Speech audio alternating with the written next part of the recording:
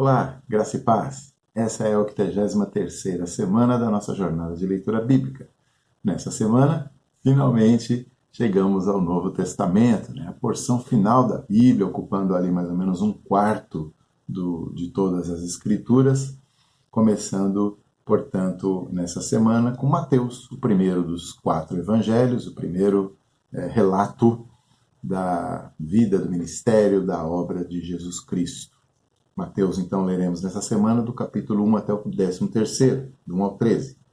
Começando com a genealogia de Jesus e o anúncio a José, por parte do anjo, do nascimento do menino, e terminando o capítulo lá com o nascimento de Jesus. No capítulo 2, a famosa visita dos magos orientais, a perseguição de Herodes e a fuga de Belém para o Egito até a morte de Herodes. E aí eles retornam para a sua terra. No capítulo 3, a pregação de João Batista, primo de Jesus, culminando com o batismo do próprio Jesus. No capítulo 4, a tentação de Jesus, o início do seu ministério, ensino, milagres na região de Cafarnaum, Galileia, e o chamado dos primeiros apóstolos, os primeiros discípulos, que se tornaram apóstolos depois. No capítulo 5, ao começo do Sermão do Monte, que vai durar 3 capítulos até o 7, mas começa com as famosas bem-aventuranças e também com a interpretação de Jesus da lei de Moisés. Vocês ouviram o que foi dito, não matarás, eu porém vos digo, e assim por diante. Segue o Sermão do Monte, depois ele vai falar sobre a verdadeira religião na questão do jejum, na questão da oração, na questão das esmolas. Esses eram os 3 pilares do judaísmo, mas aí ele ainda acrescenta a questão da dependência confiante em Deus como um ponto central dessa verdadeira religião, quando ele diz para não andarmos ansiosos de coisa alguma, mas reconhecemos que o Pai conhece as nossas necessidades. O capítulo 7 termina, então, o Sermão do Monte com alertas contra a hipocrisia, usando ali os fariseus como exemplo, e o incentivo à fé sincera e operante, uma fé que tem resultados, que ouve e pratica. O capítulo 8 tem algumas curas. A cura de um leproso, do criado de um centurião, da sogra de Pedro, 2 endemoniados gadarenos, além do milagre de acalmar a tempestade. O capítulo 9 há o chamado de Mateus, que era um coletor de impostos, ou seja, um publicano, e, na sequência, Jesus mantém comunhão com os publicanos e pecadores, causando aí os primeiros problemas perante os religiosos. Também nesse capítulo, a ressurreição da filha do chefe da sinagoga, a cura da mulher com hemorragia, mais 2 cegos e também um endemoniado mudo. No capítulo 10, os 12 discípulos são escolhidos e enviados para pregar e fazer milagres, com instruções bastante detalhadas sobre como eles deveriam proceder, já alertas de que eles seriam rejeitados e assim por diante. No capítulo 11, João envia mensageiros a Jesus, e então Jesus fala sobre João, dá testemunho de João, e sobre a incredulidade geral daquele povo, mas ele termina esse capítulo oferecendo salvação a todos. No capítulo 12, Jesus come milho com seus discípulos e cura um homem, tudo isso num sábado. E ele, portanto, começa a receber uma oposição mais sistematizada dos fariseus e escribas, que são 2 grupos ali dos líderes religiosos da sua época. Mas Jesus se retira, ele não quer confusão naquele momento, mas, sendo provocado, ele acaba acusando os fariseus ou alertando eles contra pecarem, blasfemarem contra o Espírito que está nele. E também acusando-os de serem mais incrédulos do que os ninivitas para quem Jonas pregou lá no passado, e declara que a sua família é a família daqueles que creem nele. O último capítulo é o 13, que contém aí algumas parábolas, a parábola do semeador, do joio, do grão de mostarda, do fermento, do tesouro, da pérola, da pescaria, mas, apesar de pregar de maneira tão simples, ele é rejeitado em sua própria terra, Nazaré. Os meus destaques nesse começo dos evangelhos, em primeiro lugar, o autor, né?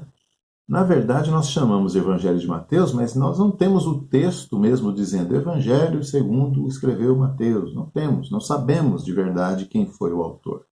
Por que então nas Bíblias está Evangelho de Mateus? Porque há uma forte tradição que remonta lá do segundo século, talvez até do primeiro século, apontando Mateus, ou seja, Levi, aquele judeu que Jesus tirou lá da coletoria de impostos, né, aquele publicano, que de Jesus, com quem Jesus trata e converte lá no capítulo 9, né, e que depois vai aparecer como um dos apóstolos. Né?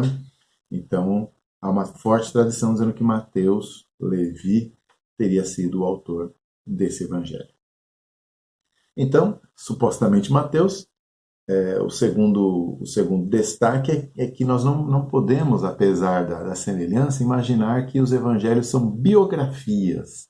Não são. Mateus não escreve uma biografia de Jesus como nós compraríamos hoje em dia, a biografia de Getúlio Vargas, de Lincoln, ou de Michael Jackson, qualquer coisa assim. Não. O que nós temos aqui é uma seleção de eventos e de ensinos de Jesus com o objetivo não de contar o que Jesus viveu, sua vida. Não, o objetivo é demonstrar que Jesus é o Cristo, o Rei eterno que Deus havia prometido a Israel.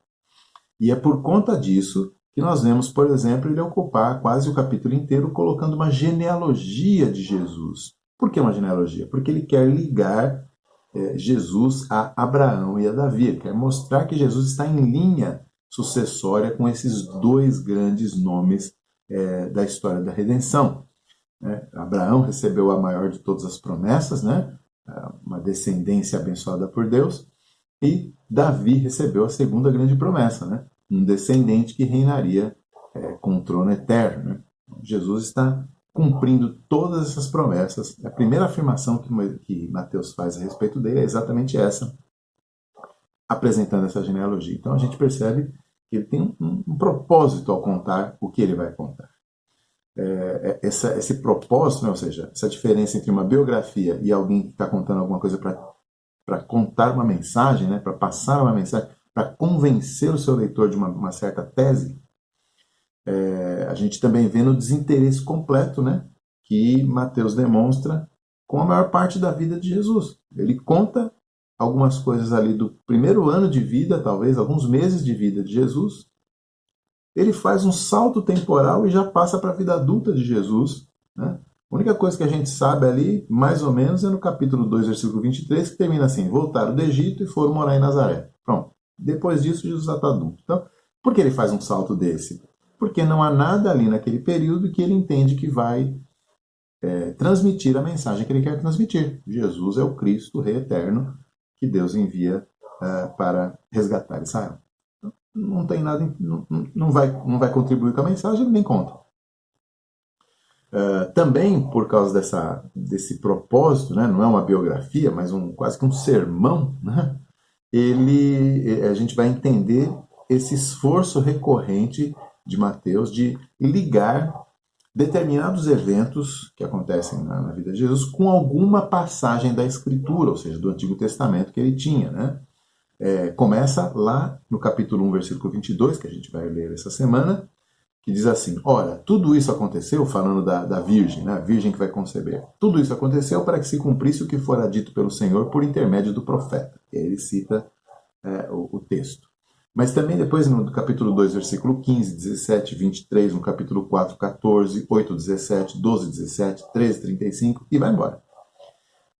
Então, desde a volta do Egito, o fato de Jesus percorrer a Galileia, o fato dele ensinar por parábolas, cada pequena situação que Mateus enxerga, ele fala assim: isso aqui já estava previsto. Ele vai no Antigo Testamento, encontra um texto lá e fala: tá vendo?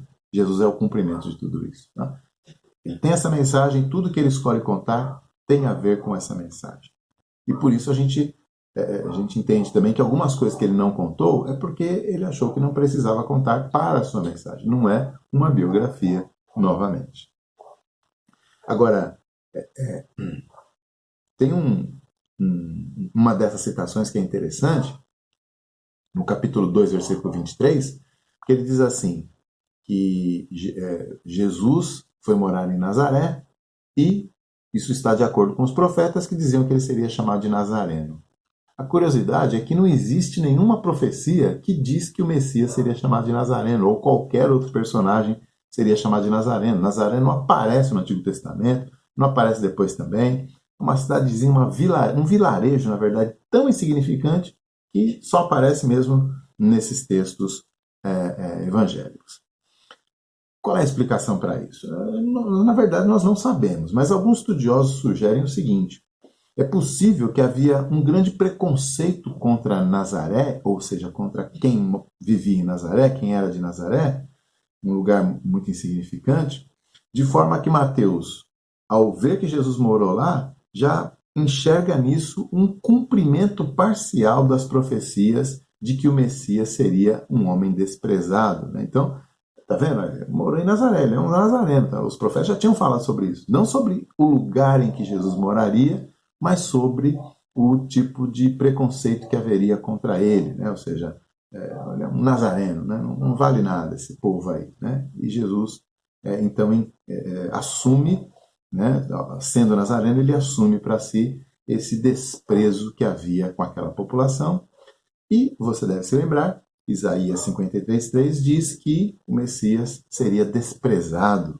Salmo 22 também, no versículo 6, fala, né, que ele seria desprezado. Então, é possível que Mateus estivesse se referindo a esse tipo de profecia que dizia a respeito da indignidade com que o Messias seria visto, considerado pelos seus compatriotas, e o fato dele ser nazareno tinha tudo a ver com isso. Então, a gente vê que Mateus realmente está se esforçando para ver em cada detalhe o cumprimento das profecias a respeito do Messias. Então é isso, essa semana começamos a ler os Evangelhos, começamos a ler o Novo Testamento, né? um trecho com preferência de muitos leitores bíblicos, né? O Novo Testamento, especialmente os Evangelhos. Espero que seja uma boa leitura essa semana para cada um de vocês. Até mais!